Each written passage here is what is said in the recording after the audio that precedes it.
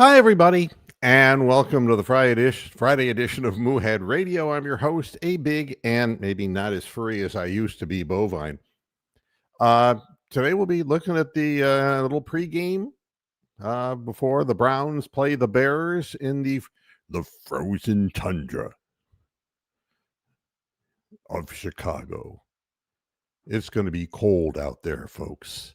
It's going to be wicked, dong freezing, cold out there. I always begin these Friday shows that are Browns pregame shows by sharing a little something with you, and that's what we do. This time you're in luck, streamers. There are dreamers, and then there are streamers. So there you have it. If you're in the blue, you're watching the Browns. And the good part about all of this is that it's literally all over.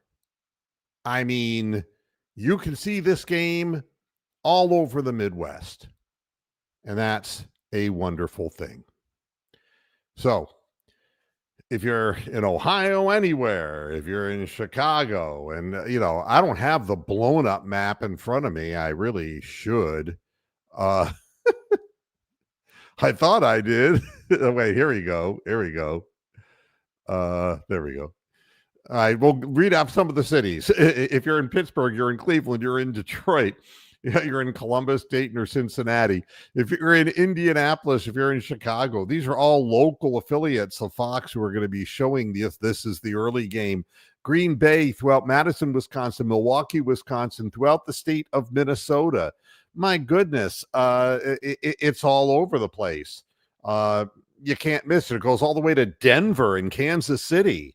I mean, seriously, Fargo is getting this game. Why? Because the Chicago Bears are a viable team fighting for a playoff position, and it has nothing to do with the Browns. Kevin Kugler and Daryl Johnston will be calling the game for Fox in the early 1:00 game.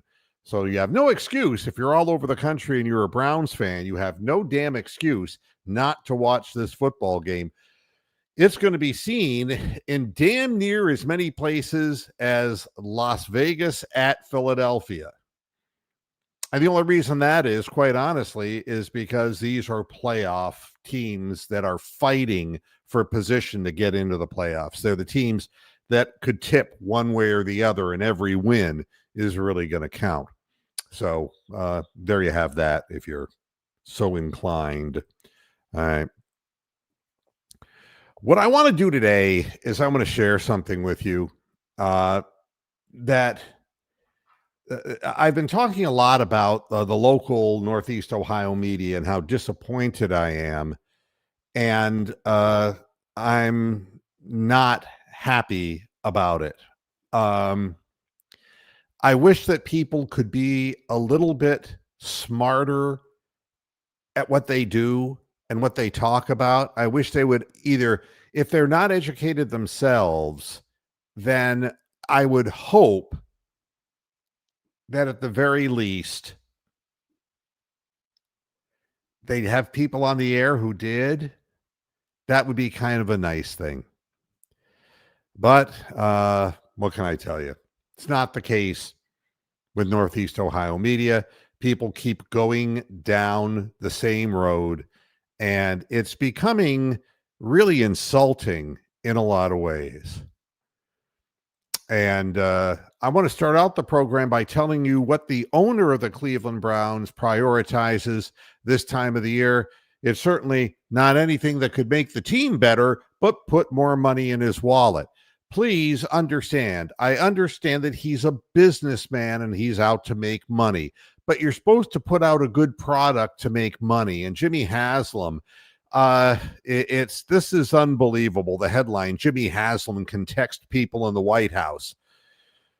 And now the city of Cleveland and Jimmy Haslam, the two whores involved in the first argument, are battling again, but this time together in an attempt to get the Burke Lakefront Airport, which is the dilapidated old secondary airport in the greater Cleveland area shut down quick so that that land can be purchased by Jimmy Haslam to take advantage of his dome. And it will fall into the tax area of the city of Cleveland so that they will make more tax money.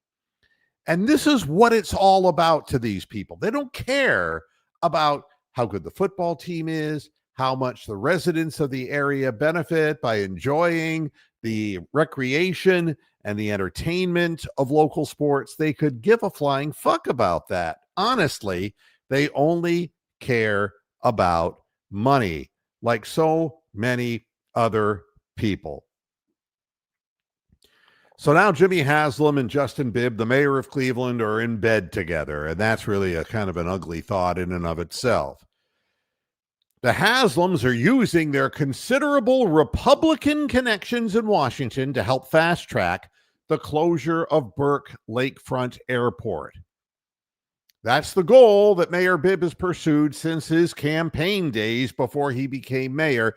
This is a way, if they can shut that airport down, Mayor Bibb will be able to say, you see, I accomplished my primary goal. You got to reelect me. That's all this is about. It's a big jerk off. There's nothing about this that has anything to do with helping the Cleveland Browns organization become a better organization and to make it more successful. And I think the people in the media should wake up to the reality that instead of floating these ridiculous opinions that are unfounded, that they realize that this is nothing more than a battle for dollars. And that's it. And that's unfortunate because the team is getting worse. I am going to read you the latest quote by the despised Mary Kay Cabot, who's decided to go rogue. She's decided to do what WWE wrestlers do and do a heel turn. And here she is. And I'm going to rip this to shreds, folks. I'm going to rip it to shreds. And it's going to be ugly. Quote, this is Mary Kay Cabbagehead. It's not that they didn't think Shador had that high of a football acumen, but he was starting a little back further in the process of all the things you have to do to play pro football. Just in terms of the play calling, sliding protection and managing the motions and all that kind of stuff, like she knows about that kind of stuff, he just had to get up to speed. But he has gone lightning quick up that learning curve. Cabot continued to explain that Sanders' success may stem from the extra time spent preparing with Kevin Stefanski.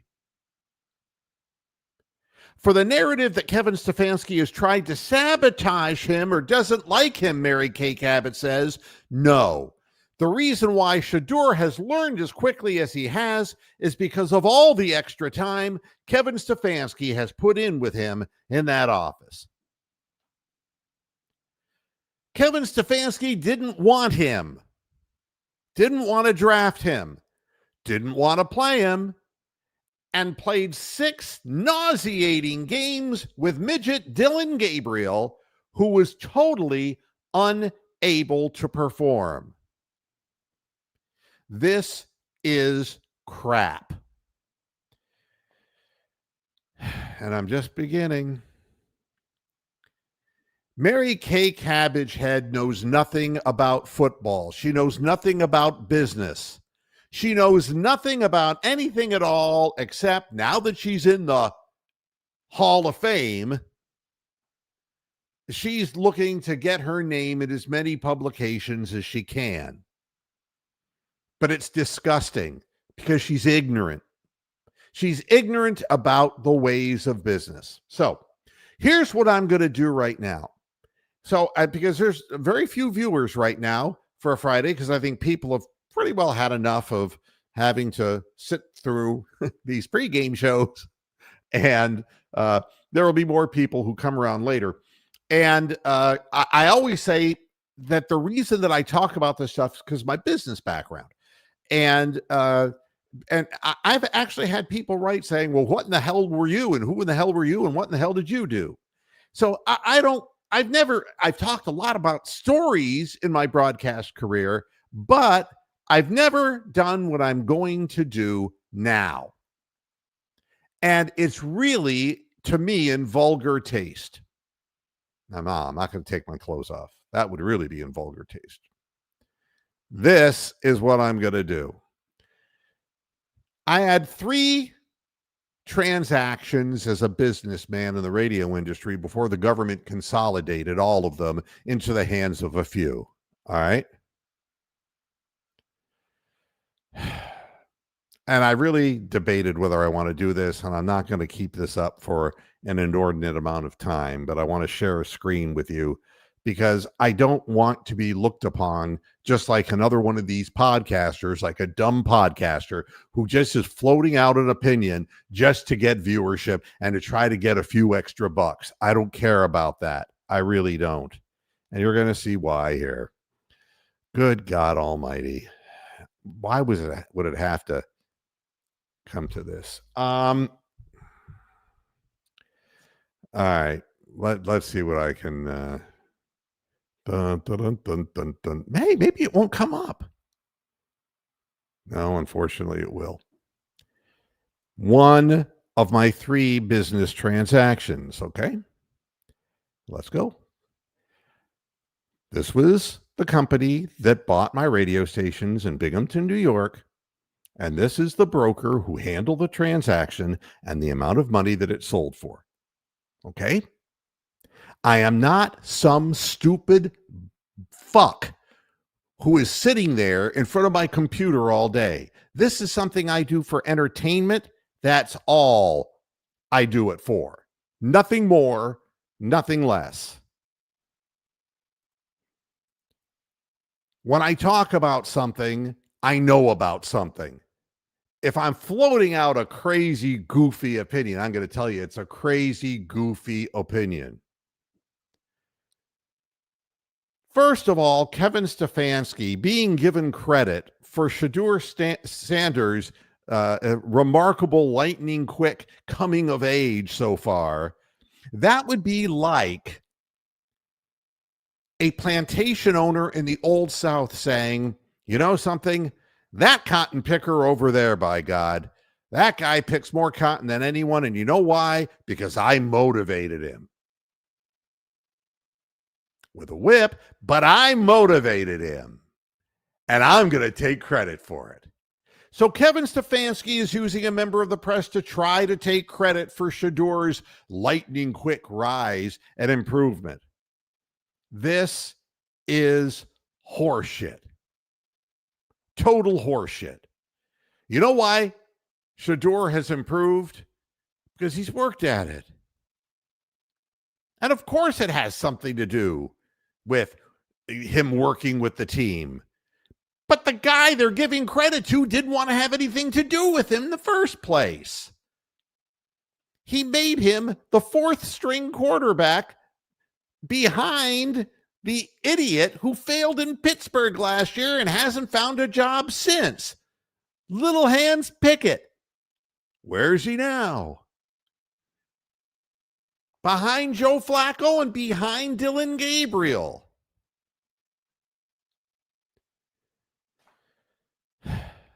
When I tell you I love Northeast Ohio, it's because I love the area that I grew up in. When I tell you I'm a Browns fan, I'm a Browns fan. And when I tell you that I understand business, I understand business. There are players who had the same exact opportunity under Kevin Stefanski who didn't move up this quickly, including Dylan Gabriel. We'll talk about that in just a little bit.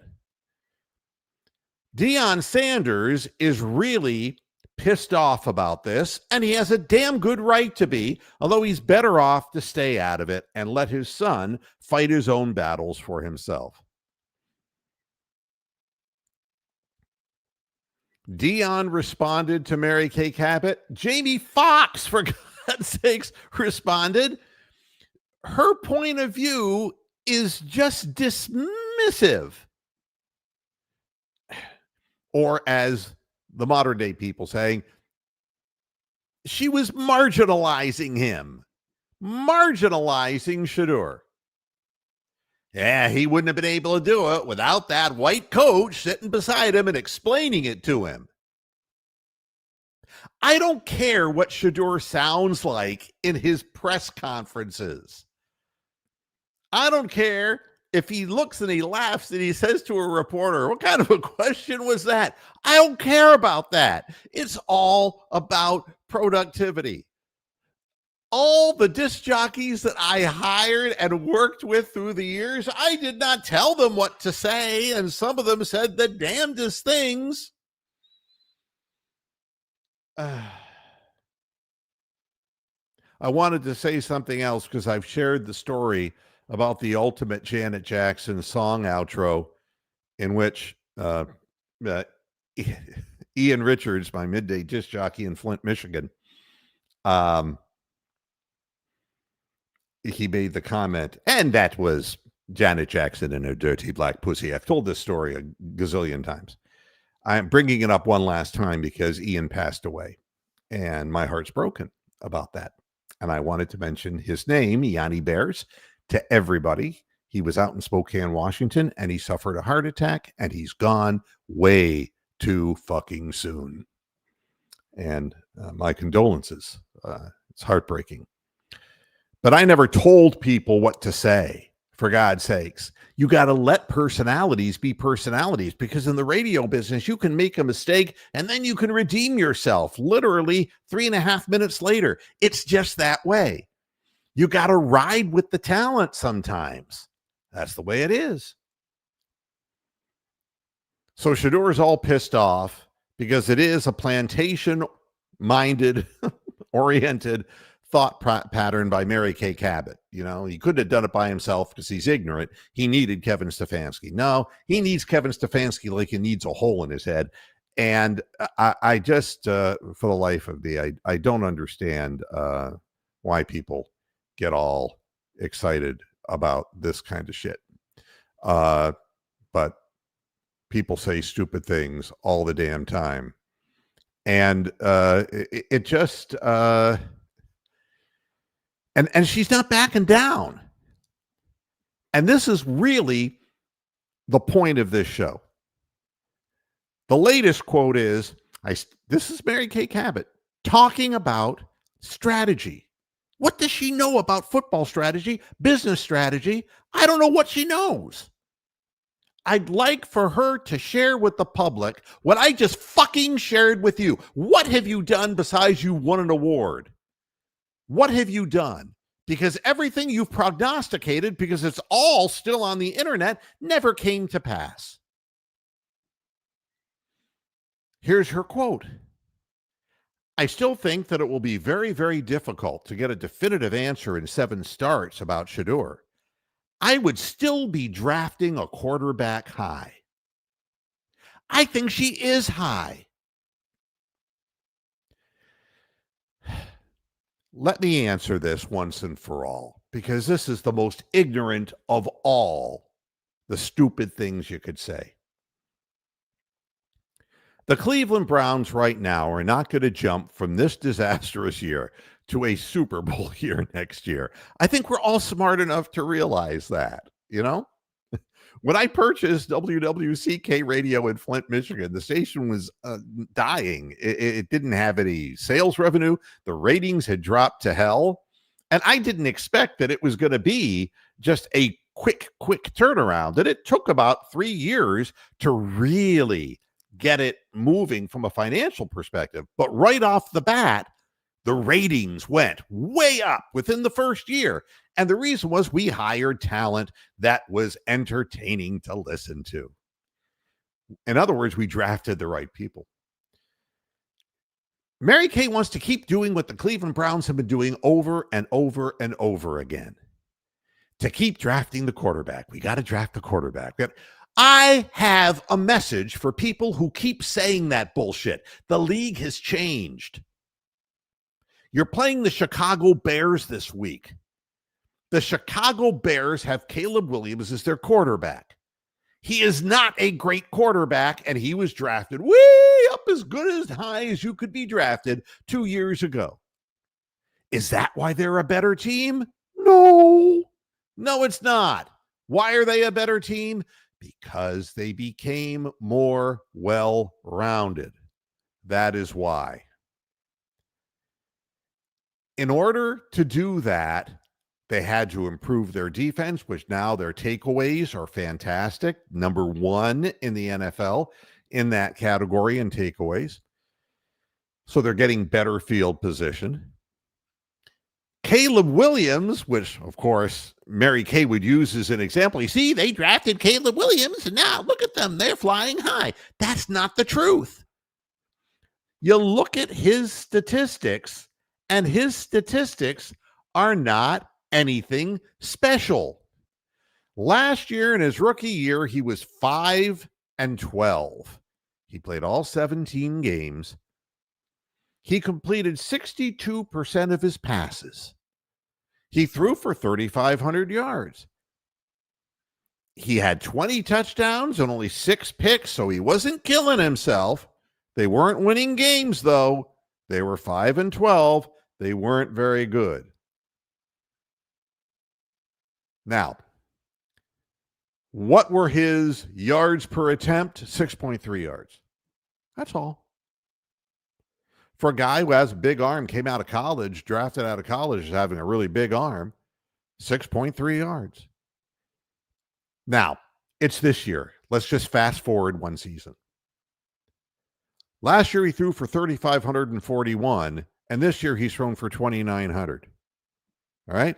Last year, he completed 62% of his passes, 57 this year. He's completed a lesser completion. He's less accurate than he was last year. He's thrown 19 touchdowns to 20 last year, so he's making them count when he's in the red zone. All right? That's an improvement. And he still has thrown only 6 interceptions this year, which shows me that he's got sense not to throw the ball into a big pile of people. His yards per attempt, 6.7. So not much difference. Better. And they're 9-4 this year. Now, let's go and take a look at Shedeur. Just briefly. Imagine, if you will, that Shedeur can get maybe one more win this season. All right. And so he would author maybe 2 wins during the course of the time. And if he played the whole season, if he'd actually gotten reps in the preseason, he probably would have won more games. It was the Dylan Gabriel thing that made us lose everything except one game in which he played. And the Joe Flacco thing where he obviously, aging. It happens to all athletes. Ask Phillip Rivers. We'll talk about him toward the end of the show. Shedeur needs this christening this year to prepare for next year. Plain and simple. The idea that you have to draft a new quarterback is invalid. It isn't that quarterback who's a great quarterback. Do you think Caleb Williams is going to become a Hall of Fame quarterback? I don't think so. I don't think so at all. I don't think he has to be. I don't think there's going to be so many more of the guys who were the big time. Look at how many Super Bowls Terry Bradshaw won or Troy Aikman won, or, you go through a whole list of quarterbacks up to Patrick Mahomes. And it isn't the one guy anymore.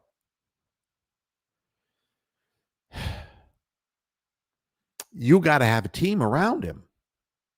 And what Mary Kay Cabbage had is saying is, fuck everything else, man.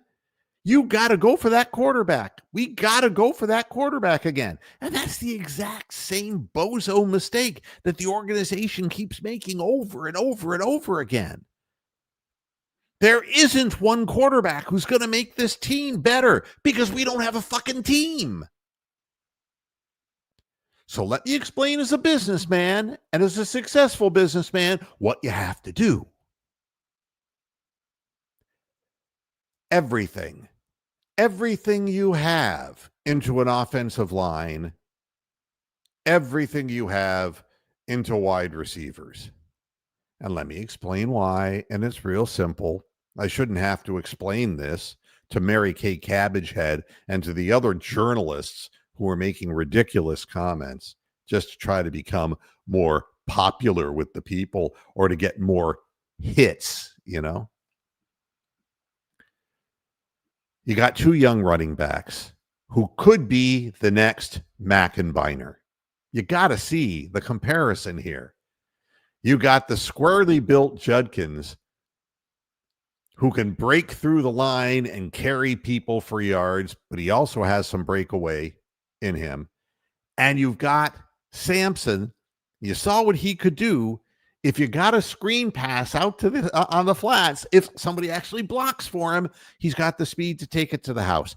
And when you had Mack and Biner was a great receiver out of the backfield, and Mack was the necessary yards that you need. And you see the little beginnings of it because of Stefanski's use of the direct snap to Judkins in the goal line situations and in the short yardage situations. He can move a pile, but he's so much more than that. So you have that already.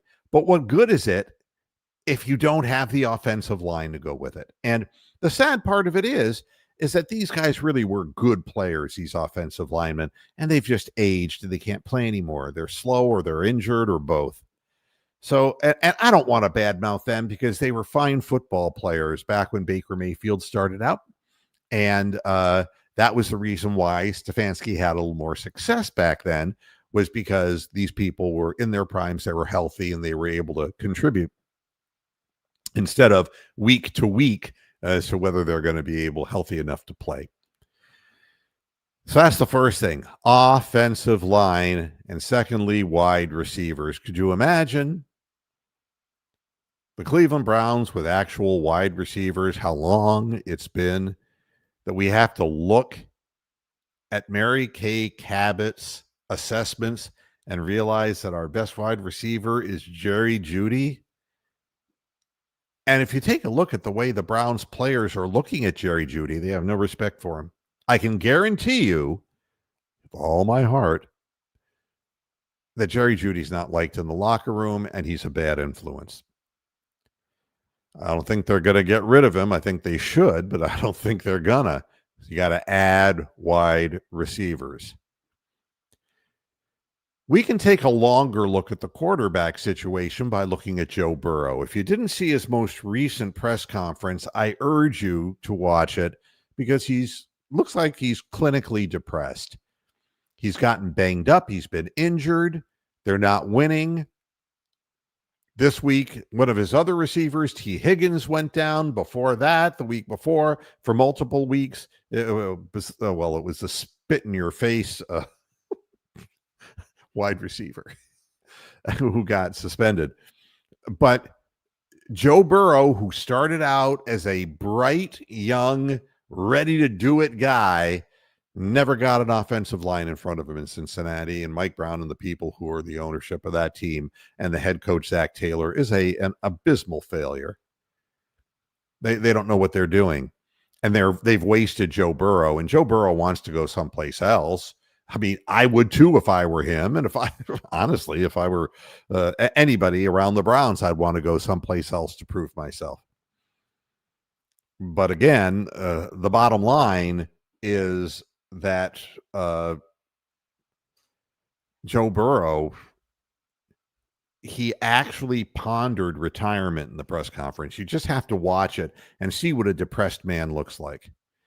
And I think the crowning comment was, if I'm not having fun doing this, why am I doing this? And that's what playing in Cincinnati and Cleveland does to you. Sam Wyche was wrong. Cincinnati is Cleveland. Well, I mean, let's be honest about it. You got lousy owners. They find a way to fuck up. And even when they get a good thing, they don't use it right. And that would be the Browns too. Now let's see what some comments are here. Let's see what Chill Bill here says. I'm sorry. This is jumping all over hell and back. All right, let's fire him up here. MKC is pumping Browns propaganda to give the appearance that they're interested in a quarterback at the top of the draft. Well, that makes her a prostitute, that she's being paid to do something. And I just don't like the thought of the whole thing. And it's upsetting. The only people who want to win this year are most of the players and some of the coaches. Everyone else is in on the tank job. You might think that that's the case. My personal feeling is if you don't know whether it's a tank or not, it's Jimmy Haslam.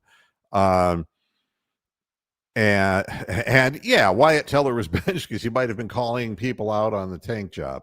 Now, I think more significantly, it's interesting that Wyatt Teller, what he did say to the press was that his being cut to 50% of his normal snaps had something to do with him not playing very good. And that's all he said. That doesn't sound like a guy who's at peace with it. It doesn't sound like a guy who wants to talk about it, but it's like, that's what the coach said to me. And he wanted to play Tevin Jenkins more than he wanted to play me because I wasn't playing well. And yet week after week after week, Kevin Stefanski is looking at the people like Leviston and Cam Robinson and putting them back on the field for a massive number of snaps. And they fuck up every time. So if you want to believe that it's a tank job, then how do you explain last year and the year before and the year before and the year before and the year before, the 11 fucking years or more with Jimmy Haslam? How do you explain it? They can't all be tank jobs. So I don't buy into that. I buy into ineptitude, yes.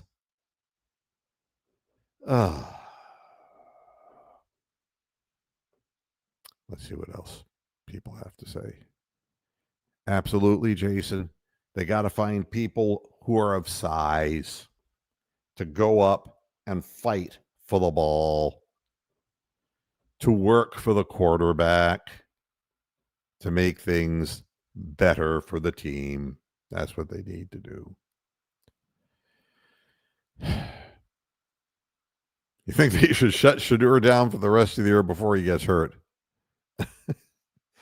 Well, then people will say he's a coward. You see, he's a coward. He didn't want to play. No. Let him prove that he can still do pretty well with nothing in front of him. And the reason is he's got to learn the hard way like everybody in football.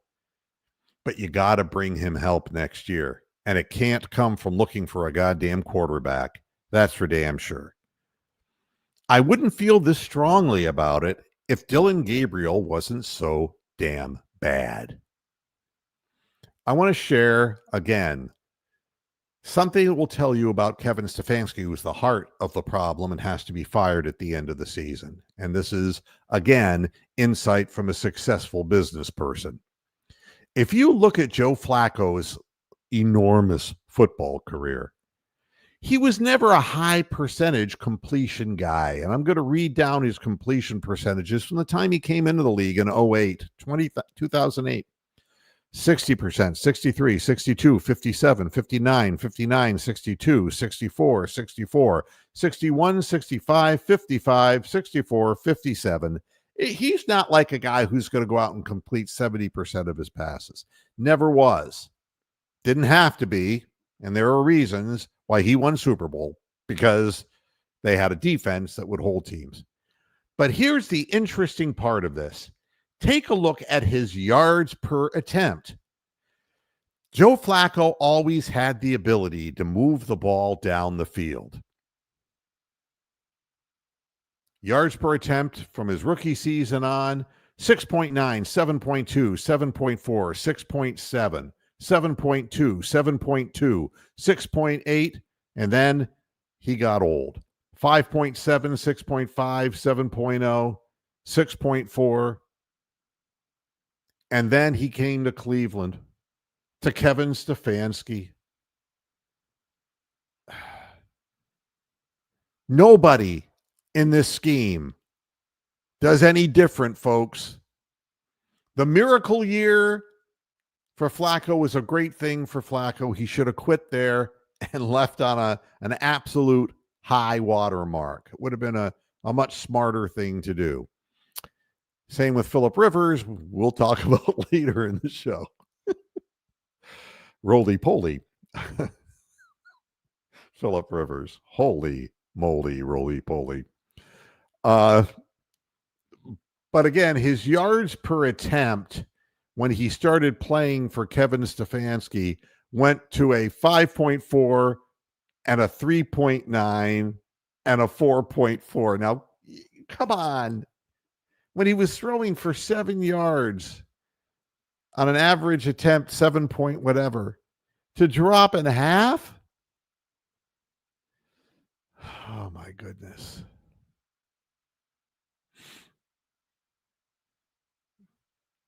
And with Cincinnati, it's back up to 6.4. I don't know. I don't know what to tell you. It's not just him. How about DTR, the guy that Kevin Stefanski and management thought was going to be the backup quarterback? Remember him? Boy, was he great or what? He only had 2 years in the league, and that was with Cleveland, and nobody's wanted to see him ever since. He's terrible. He's worse than Dylan Gabriel. That's saying a lot. If you were wondering what his yards of per attempt were in the games that he played, and he played 8 in 2023 and 7 in 2024, he was 1-4 in records of games of record, so to speak, not just coming in at mop-up time. His average yards per attempt, 3.9 and 3.7. You're saying, well, what else is that? How about Baker Mayfield?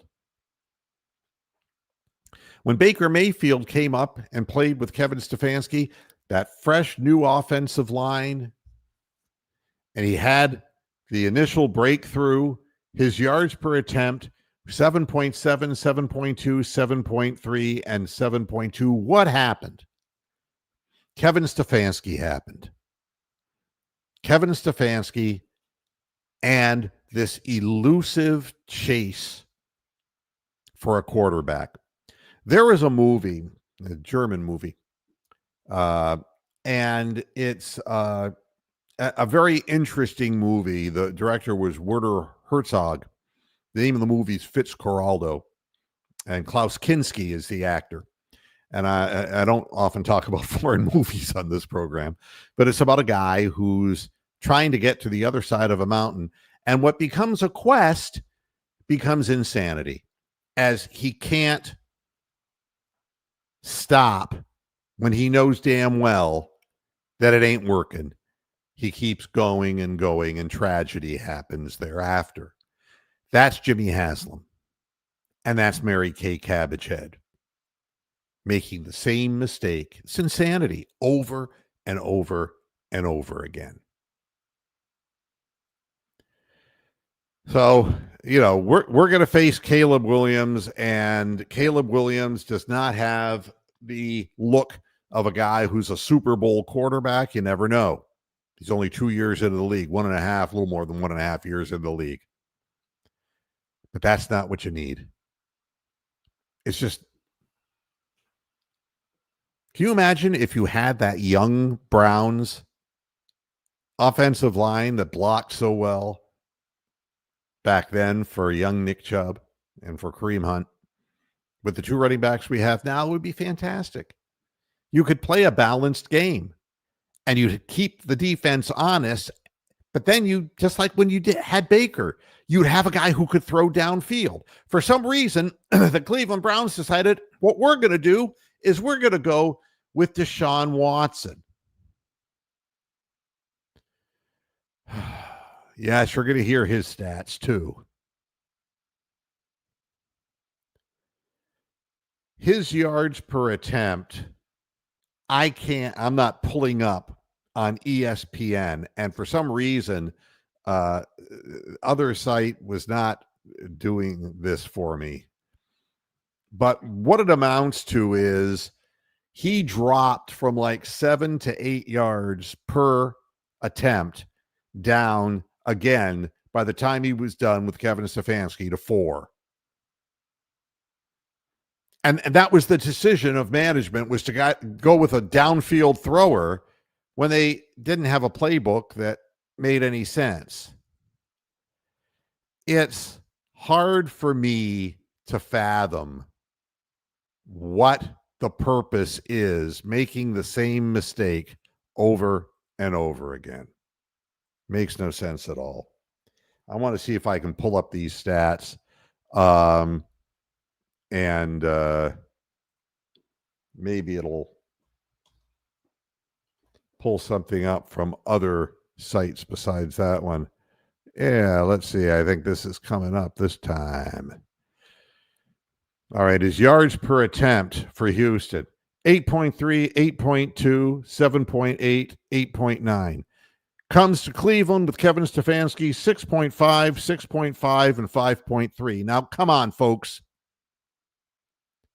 You can't defend this coach anymore. Every quarterback who's played for him, it's the same goddamn thing over and over again. If you wanted to look at Dylan Gabriel, it would be the same thing. He's down at 4. The playbook won't allow it to happen, and the guys on the field won't allow it to happen. We don't have wide receivers, goddammit. Jimmy Haslam may have connections in Washington, D.C. because he's a hard-headed Republican, but that doesn't make him smart. It doesn't make him a good businessman. He's making more and more money, but his product stinks. And he can't change his way of thinking. A fucking homeless guy says, hey, take Manziel, and he takes Manziel. He doesn't get it. Mary Kay Cabbagehead doesn't get it. I want you guys to get it at least. Let's put together an offensive line, and I'm going to bring Moose in here now, who's maybe fell asleep. Hi, Moose. You are correct. I was asleep.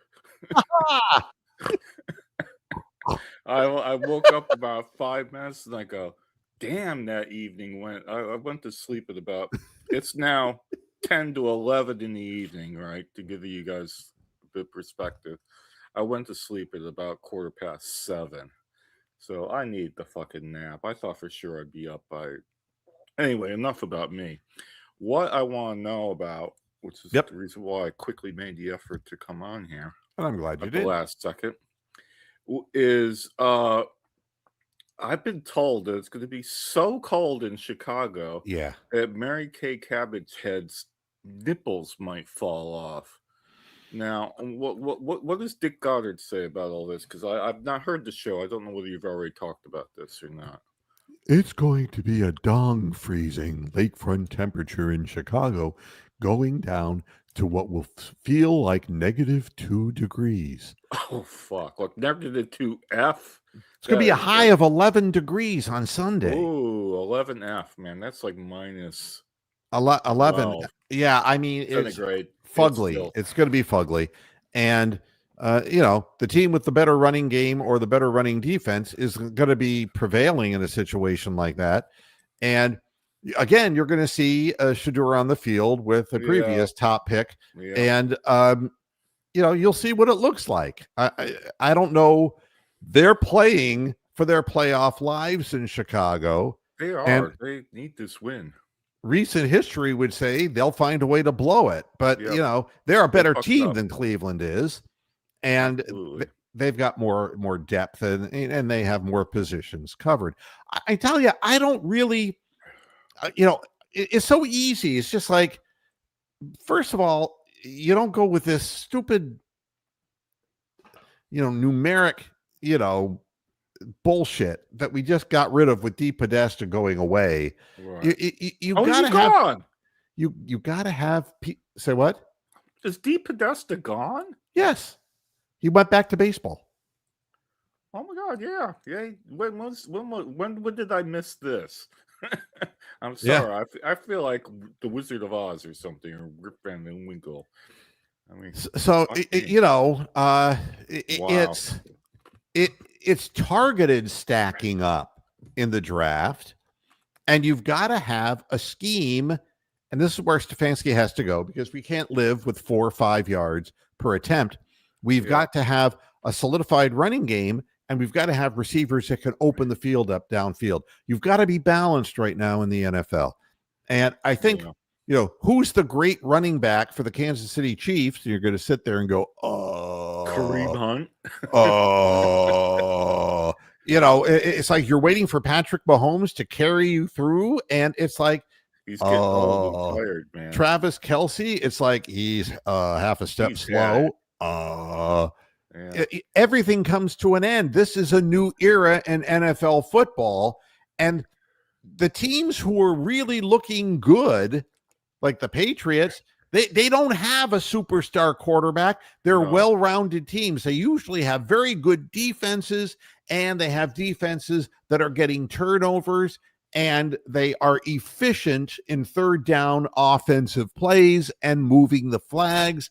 It isn't that they're high scoring, going out and putting up 40 on the board against you. It isn't that. They're just solid producing football teams.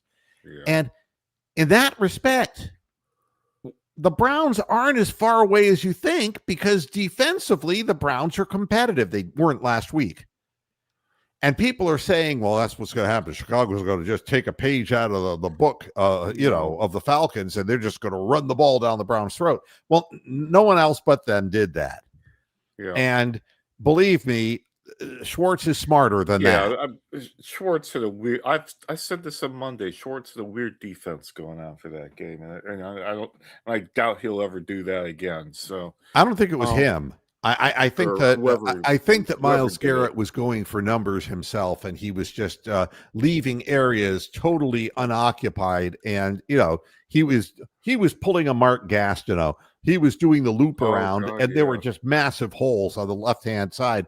You block the guy who's the right defense. The right defense end's coming in. You just block the guard and the tackle on that side, and there's a massive hole, and the guy gets around and makes massive yardage. And it was fucking Pollard, for God's sakes, who isn't exactly, No. He, Schwarzenegger can't be everywhere at once. So as long as you account for him, the Browns are fucked, particularly when you got Delpit blitzing all the time.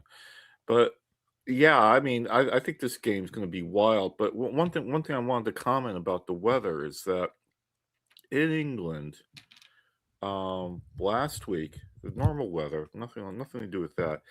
There was a game that Charlton Athletic played, and I forget the opponent, but in the crowd, like about 20 minutes through, somebody had a medical emergency and later died. They had a stroke or a heart attack or something. Wow. It was a well-known fan. They canceled the game then and there after about 10 minutes of the medical people being there. The game got canceled. Now, the NFL, being the NFL, is going to attempt to play not only the game in Chicago, but all these other weather-affected games that are going to be going on. I don't know how many there are. I haven't researched this. I was in bed. But, if a fan dies or a player dies during this game and they still play on, then that says all you need to know about what America is all about. Well, again, this is a money business. Exactly. And look, the players are playing for money. The owners are doing whatever they're doing for money. And gamblers are stockpiling money. This MGM stockpiling money. It's a cash cow, and I hate being associated that way. Yes. Yeah. Your family's all part of it, you cows. It's interesting that another article that was on Cleveland.com Oh, not an interesting article on Cleveland.com. I find that hard to believe. Yeah, Lance Riesland, who is the third member of the Mary Kay Cabbagehead and Ashley Bastock group. Triumvirate, Yep. Sort of like the Axis powers. You have Italy, Japan, and Germany, right? Here's what he's saying. Sanders' growth is becoming more evident every week. Early on, he struggled at times with holding the ball too long, drifting in the pocket, and people are still using that against him, by the way. And inconsistent footwork that affected his timing.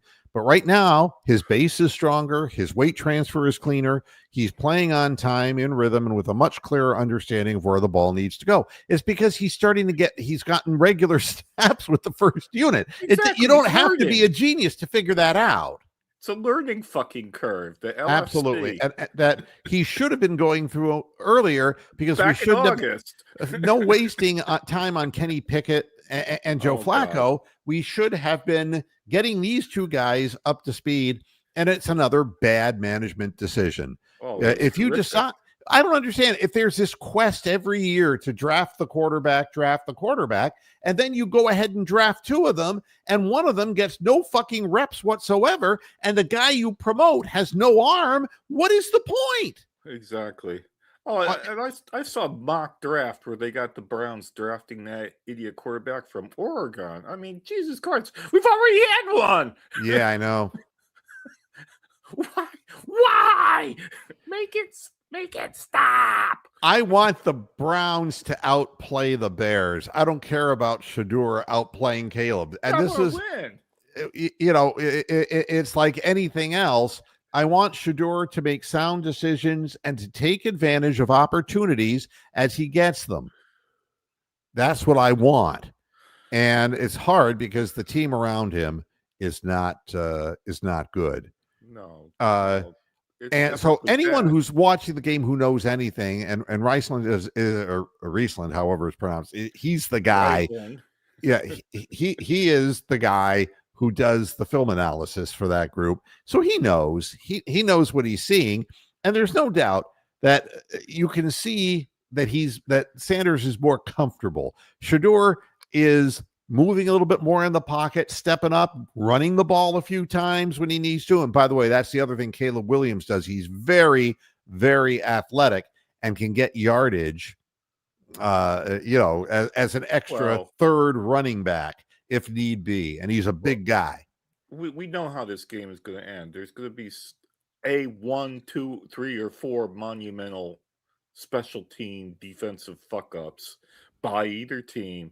And that's going to decide the game. If it's like colder than the fucking ice bowl with the Cowboys. 12-mile-an-hour winds maybe going up to 20 is what I'm reading. Oof. And that's what's moving that from 11 degrees to a -2 wind chill. Andre Schmidt's not going to be allowed to kick the ball, isn't it? He's not. They're not going to. I think the kickers will break their feet when they're trying to kick the ball. It's not going to go anywhere. So, the thing with the Bears, they have a solid running game. They really do. Both of their running backs, Swift and Monagai, these guys, 4.8 yards a carry, both of them. So, and they're not the kind of guys that have, one has a long run of 25, another one has a long run of 39. It isn't like they can bust the thing in 90 yards. I mean, I suppose they could, but, they have been steady in that regard. And then you add Caleb Williams to the mix, and he's averaging 4.9 yards every time he carries the ball. So between those guys, they have like 1,800 yards worth of rushing. And that isn't a Hall of Fame quarterback. That's not the greatest quarterback you've ever seen in your life. That's having an offensive line and having running backs who know how to run and know where to run as far as the scheme is concerned, and not hurting themselves with fumbles and that sort of thing. And just like Caleb Williams doesn't hurt himself, only 6 interceptions this year, he doesn't lose games. Yeah. It's not like Joe Flacco, pick six city. This guy doesn't lose games. So, and their defense will keep them in. Defensively speaking, or even from a receiving perspective, they're very balanced. They have Adunze, they have Moore, they have Loveland, they have Burden, they have Komet, they have, They've hit on some draft picks lately. They were really bad for a lot of years, and they've gotten better.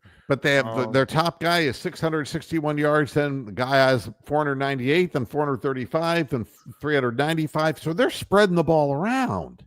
Yeah. And some of these, they have long plays of 58 and 65 yards for the faster guys. But there have been some long plays for them when they needed them, but they are moving the chains. They are getting the job done, and they're doing it physically. And they have better players than they've had in the past. And it's not just the quarterback. And I just urge the Cleveland Browns organization, because I can't talk the media out of doing what they're doing and what they're saying. They're getting paid to do what they're whatever. They're getting paid. Whatever. It's foolishness. But the ownership of the team, I mean, it's incumbent upon them to put the best product on the field. And so we have no offensive line, and that's where it's all going to start. And Shedeur can only get better with the offensive line. If he's doing what he's doing early on now, and he had no practice before the season began, or in the first, 7-8 weeks of the season, what more could you ask out of this guy? I mean, part of the reason why I had nap is I actually watched quite a bit of the Tampa Bay game last night against Atlanta, and that was a good game, but it was a typical Baker Mayfield kind of game where he looks pretty good, but gets some passes batted down, and then the other team wins in the last second field goal. I mean, we saw a lot of those games where we lost them by 1 point, or Chad Henne has a big run, or something like that. We had a lot of almost wins with Baker Mayfield, and this is not the bad mouth him, but they're behind the Carolina Panthers now, for God's sakes. So yeah, the eye test for me, and I understand that Lance may not be a real expert, and I'm not a real expert. I can only tell you what the eye test is, and that the first game was one thing for Shedeur. They didn't know what they were looking at, and then when teams found out, then he started falling back on the Colorado experience, thinking that he could fade away back out of the way of the rush. Spin out of the rush, and then there's some fucking massive lineman to knock him senseless. Everybody's much faster in the NFL than they are in college. There may be one or two guys on the college team, but no, I mean, the big men who are rushing the quarterback, I mean, they're big cats. They're going to pounce on you. How close is it going to be where Tony the Calf is, man? Let's see, because I don't want Tony the Calf's nipples to fall off, I don't even want to think about Tony the Calf's nipples, to be honest. I mean, because he's got bigger boobs than Mary Kay Cabot, so... No, that's the Monongahela, Tony. Monongai. Manga. Sorry, I digress. Devo. Anyway, was there any Cavs talk? Any Cavs news? Are the usual idiots out for this game? Yeah. Jared Allen is still out, and Merrill is still out. Yeah. Usually they're not going anywhere. They're playing in Washington. Washington's a horrible team, and who knows what's going to happen. We might get beat by 15, or we might beat them by 15. I have no idea, because I can't remember the last time I predicted the Cavs game correctly. So the Cavs have at least players that we know can play. The Browns right now, we have players who obviously can't. So yeah. So no major news with the Cavs then. Nobody's like dropped dead or anything like that, or anything like. No. The as far as the predictions of a game like the Browns game, I have no idea. Don't ask me. Don't bet. Just stay away from that game. It'll be fun though. I reckon it'll be entertaining. Oh, the cherry on top, by the way, is this year for the Cleveland Browns. If you're looking at statistics, and you're looking at the average yards per attempt. Dylan Gabriel 5.1 yards, Joe Flacco 5.1 yards, Shedeur Sanders 7.5. Yeah, Uh, exactly. I mean, and this, It's obvious. I mean, if you can't see it, you can't see it, and again, if he's stepping up into the pocket, then he's starting to understand the speed of the game. He's Yeah. not where he needs to be, nor could he be with the limited reps that he's taken, but he's understanding now how fast it is. Yep. And the thing is, if you're DTR or you're a player like Dylan Gabriel, you'll never get have no adjusted to hope. that speed. You don't have the ability to cope with it. I mean, and we saw again, but bring back Mayfield. We saw the same thing with Mayfield during his rookie year, where he was brought in after the third game, and he got better pretty rapidly from what he was like. I think we won that first game in New York, but you know, he had marked improvement, and that's why he ended up being a superstar by the end of the year, because he was actually decent, you know, and nobody really expected it on the first year.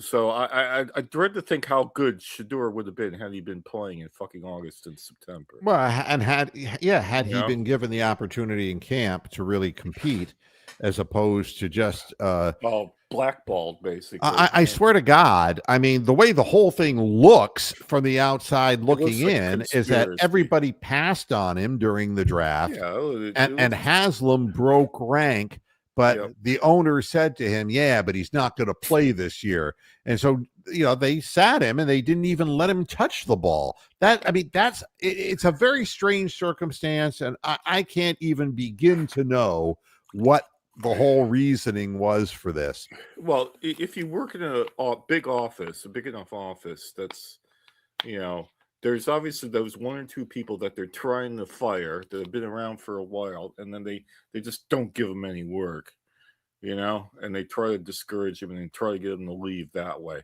That's what the Browns have done to Sanders, you know, and he's fought through it. This Oh, is Tony's answer to you, yeah. Fifth minus, oh, that's F, man. I complain when it's -3 centigrade or Celsius. That's a lot warmer than minus. It's just 15. I unbearable. mean, so I don't want to wish this, and I'm not going to invoke the BCOD, but it's dangerous. I mean, there is a chance that a fan or a player or a commentator may not come home after going to this game. And is it really fucking worth it? You know, we're going to find out. Yeah. So, I think that, oh, by the way, the Houston Texans, you remember the whole Deshaun Watson story? Oh, and yeah, about the team glory with that. Yeah, well, and the team actually setting him up at hotels so Yep, that he could yep, so he can get whacked off, right? Yep. Well, now the NFL's indefinitely suspended the minority owner of the Houston Texans. Is he a minority? Javier Loya. Yes. He sounds like a minority. And now Loya needs a lawyer. This is a years-long investigation into rape and sexual abuse accusations filed against him in 2023. Wow. So nothing happens in a vacuum, folks. And nothing would surprise me, really. The more it sucks, the more it picks up. Yeah. So there, what I can move on to next, prediction.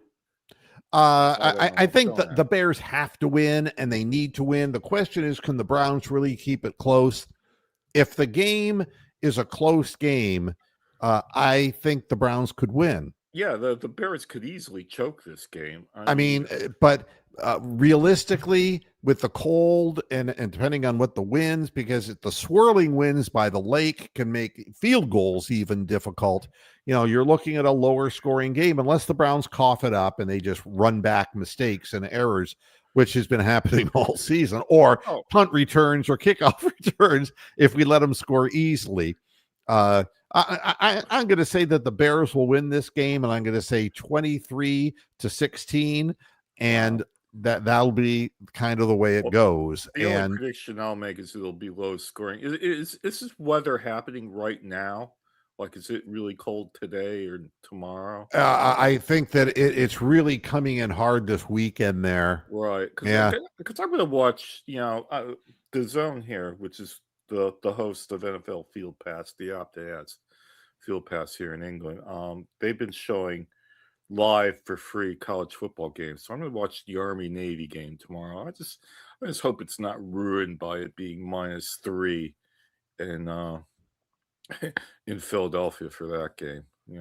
and I'm gonna look it up for you, Bronk, because before I get out of Yeah, here, because what the Chicago thing is. Let me see. Let's take a look.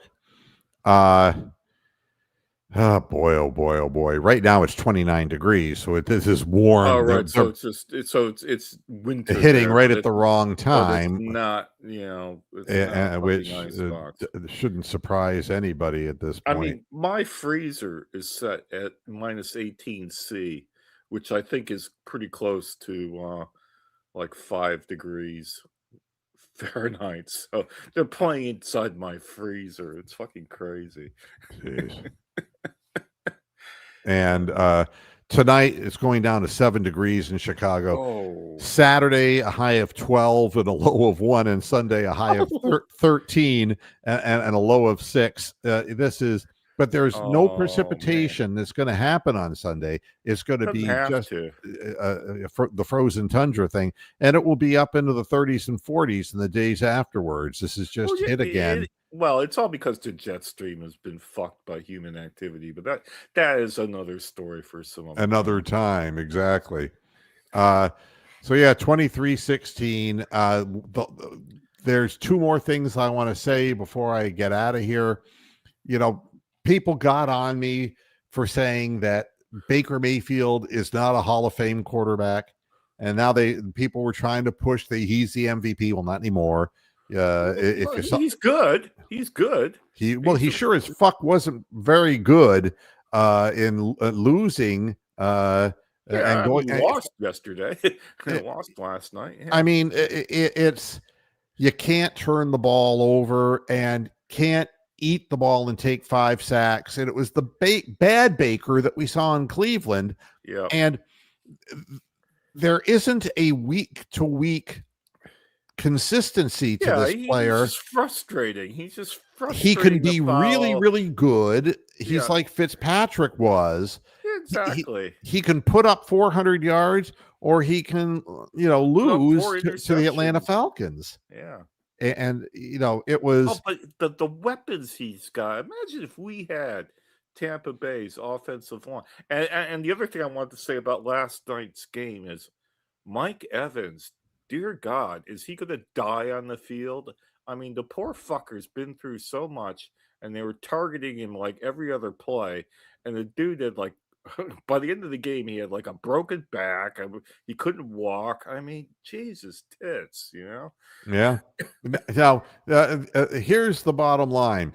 Mayfield, for the first time this season, he had Mike Evans, his Pro Bowl receiver Yep. there. He had his second-year pro, Jalen McMillan, and they were activated from injured reserve. Oh, he had some great players with him. Yeah. Absolutely great players. Here was Baker Mayfield's final quote regarding the game. This one is going to haunt me. It falls on my shoulders. It's not the Well, defense's fault. It's my fault because he threw a pick at the worst possible moment. But again, look at the fact that, of course, they're not in a very good division, but still they're in the fight because if they turn around and they beat the Panthers, which is very well possible. yep. Right now, they they're have a in there. 31% chance of being the team that gets into the playoffs. Oh, we would die for a 31% chance to be in the But if they playoffs. beat the Panthers this weekend, Oh, it goes up to 95. 76. Yeah. So, you're going to probably see him in the playoffs, but the consistency factor still isn't there for that. Yeah, player. he was just infuriating because, I mean, I still think back to that Kansas City playoff game where Higgins got hit in the helmet and Chad Henne ran for 15 yards, and that was the game that killed the organization. We haven't recovered from that game. Now the other thing is, and I wanted to save the Philip Rivers stuff for the very tail Oh end of the God. program. Why? Why does he wants to die? Is that what it is? I mean, the first thing they asked him when he was up at his presser was, "How much do you weigh?" And he smiled and said, "I don't know." And everyone laughed because the guy's It's not in shape. funny. It's That's not fucking funny, man. No, it's not fucking funny. But the Colts have run out of gas. And you know something? Putting Philip Rivers in a possible starting position, which they've not announced, but working him out like that, I mean, that's something that Irsay would have done when he was on dope. Come on. I mean, that's just, that organization hasn't moved forward, for God's sake. Yeah, I mean that chick who's running the team, or his daughter or granddaughter or whatever, she had a lot of good press and on all that. But wow, I mean, how many children does Philip Rivers have now? He's probably got more kids than Tony DeCat's had blowjobs. Yeah, and he's had a very many. And you know, it's amazing for a guy his size to be able to get his own head down that low. Exactly. Never mind. This is what Shane Steichen, the coach of the Colts. It's an awful Sorry, I'm still visual. processing that. It's a I'm visual. processing that one, and it's hard. Don't go there. This is how they're justifying this in Indianapolis. He's got great command in the huddle. He was throwing it well, but nobody was rushing him. So we're excited for it. He's fired up for the challenge, getting back into it, getting back into the fold and feeling the pass rush. Oh, he'll feel it all right. Oh, God almighty. And this is where this philosophy of gotta have a quarterback. You know what I want? We're a lousy team this year. I want the Cleveland Browns next year, if they get a proper offensive line and proper receivers, I want them to, instead of being a 3-win team, to be like a 7-win team. And it can be done because they have the running backs and they have the defense. They could do it. It's got to be incremental, and then you start filling in some of the other positions as you go. But you've got to stop with the quarterback stuff. Oh, please. And just go with what you have. And if it isn't good enough, then it isn't good enough. But you got to build a whole team. I mean, the notion that you're going to bring a 45-year-old roly-poly guy back on the field because you have nobody else to go for, and what does it say for Anthony Richardson, for God's sakes, that they brought a 45-year-old roly-poly guy in? They don't want to have anything to do with Richardson anymore. It's a fucked up situation. There is no savior. There isn't one player who's a savior if you can't have time to throw the ball, or if you can't gain yardage on the ground, and you can't move the clock, and you can't move the flags. You can't, what are you going to do? If you can't get first downs, what are you going to do? Because you're not going to live on long plays. And that's the problem with the Browns. Everybody says, oh, look at Shador. He can throw 60-yard touchdown passes. Yes, but the only reason he's doing that is the few moments where they're actually moving the line and getting running plays where the play action freezes somebody and a stop and go move or whatever, or a double move has time to take place, and he can get the ball right on the money to people. You need the offensive line, and you need the running backs. Well, the other thing that's going to happen to Shador that people haven't gotten to the point of saying yet is that the league will get film on him and they'll figure out how to defense against him. So those big plays to Jerry Jeudy and Harold Fannin aren't going to be as easy anymore. Because the league will figure them out. So, well, I mean, that's why the scheme has to be important. So, and again, without mentioning, the draft is one thing, but the other thing is you got to have a new head coach. You got to have a whole new offensive scheme to take advantage of the young quarterback who likes to throw the ball down the field. I mean, and there are so many Kenny Pickett's in this draft. I mean, my God, this is not. Derek Frisbee should say, but this is not a draft for quarterbacks. Now, Jeremiah Smith was nowhere in the last game against Indiana, quite honestly. I'd rather have Jeremiah Smith's too young. I think he's got at least another year or two to play, but Carnell Tate is the guy I would want. I don't know who has more upside between those two players, and somebody who was more into this would be better at assessing that than I would. But there's somebody one of those two guys is more apt to be successful in the NFL. Well, I think Tate's more like Art Monk, and you would have a little more longevity, bigger guy, better hands, I think. Yeah, these are all things to consider. Derek Frisbee would be the man who would know about all that. Yes, he would. Yes, he would. All right, I'm going to get the hell out of here because it's already 21 after 6, and I got to watch a basketball game, and I got to take a shower first before I watch the basketball game. So, and then you'll sweat profusely depending on which Cavs team shows up. Well, I know what the Cavs team is. Game. We need Merrill out of the floor to stretch and shoot threes and to get points that way. And I don't know. We need DeAndre Hunter to get his head screwed on straight.